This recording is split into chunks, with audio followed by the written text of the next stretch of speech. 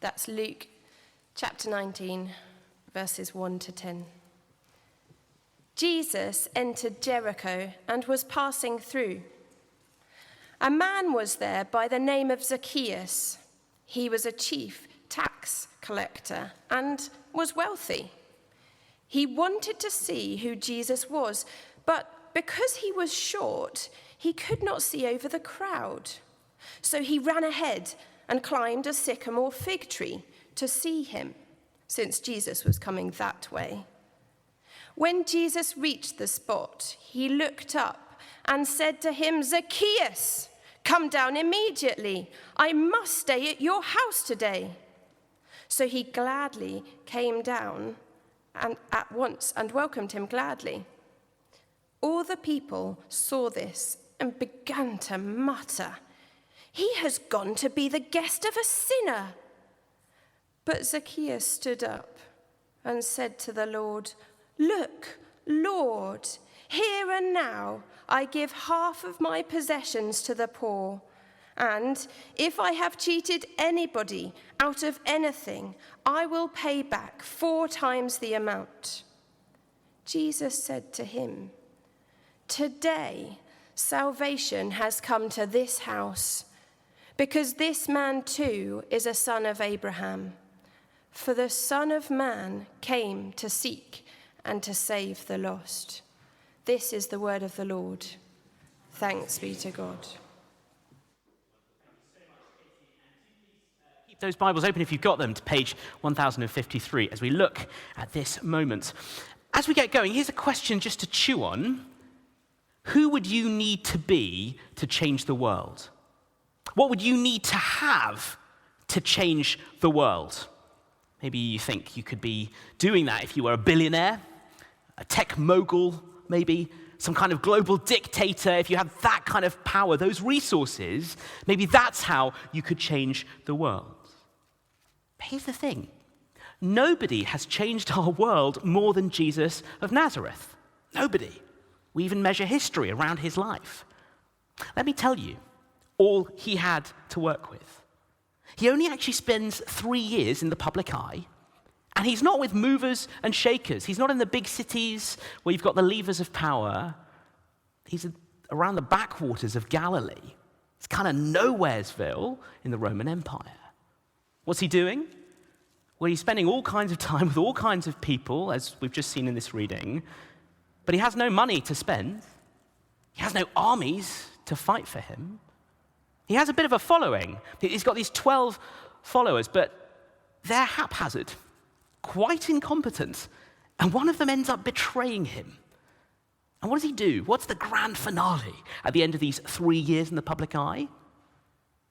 Well, he's publicly and brutally executed. That is all Jesus had to work with. That's all he did. That's his footprint in history. And yet, with that and nothing else, he changed the world forever. How do we explain that? Well, the reading we've just had, and you can see it down there, actually shows you Jesus' strategy. He changed the world by, ready for it, meeting people.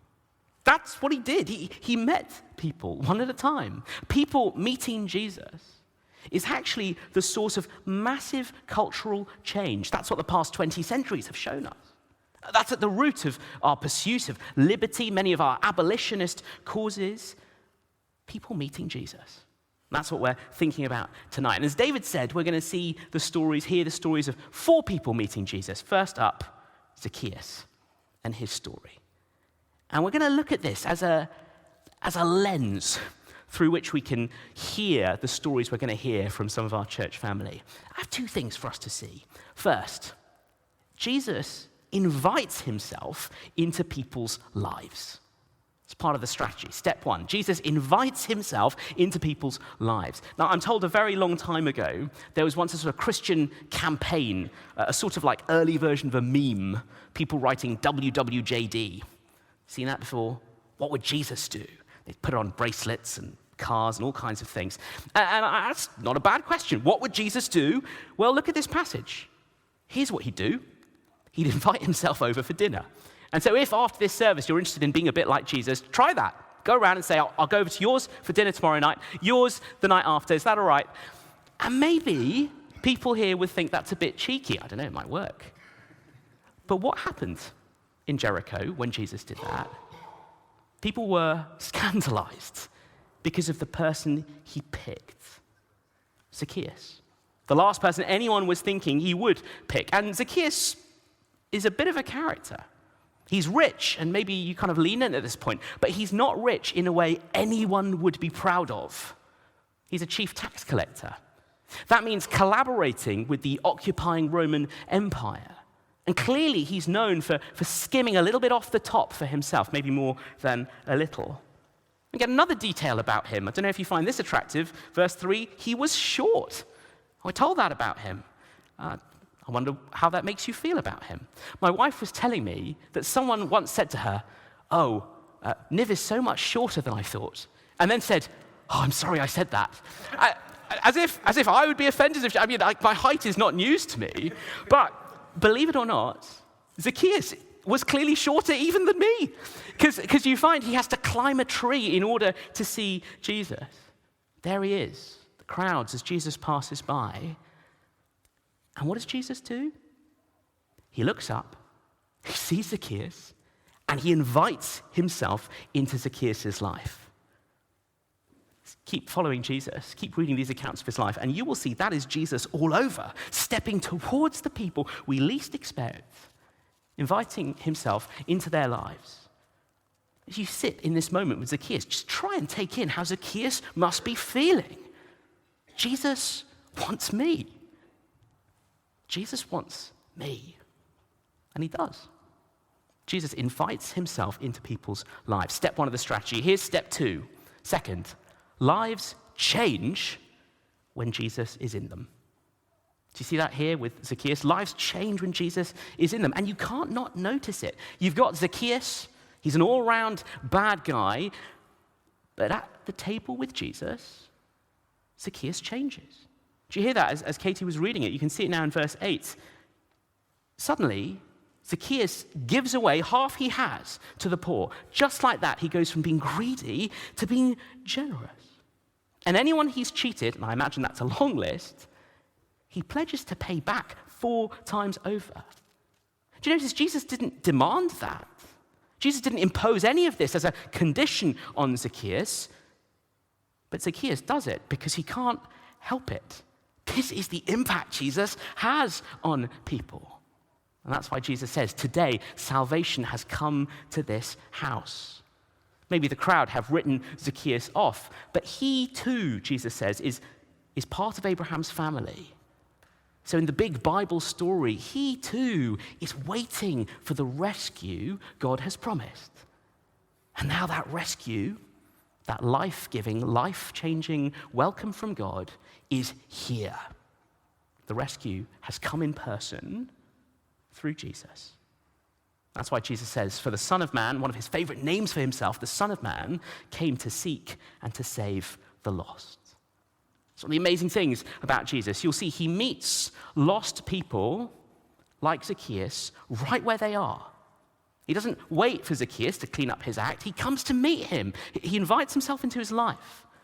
But here's the thing, from that moment, everything changes. Because Jesus doesn't leave people where he finds them. That's what this rescue means. He changes us. And what Zacchaeus experienced here is Jesus' amazing welcome. Jesus welcoming Zacchaeus back into God's love. And you know, this is only the beginning. Jesus will go even further for Zacchaeus, even further for me and for you. He'll go all the way to death on the cross. Why? Well, as one ancient Christian called Athanasius put it, only on a cross does a person die with their arms outstretched. These are the lengths Jesus will go to welcome us back into God's love. Jesus invites himself into people's lives, brings his forgiveness, paid for with his blood. And when he does, lives change when Jesus is in them. For Zacchaeus, the change seemed instant, dramatically so. But I can look around this room and see all kinds of ways Jesus is at work changing people who followed him. Just imagine for a moment being Zacchaeus.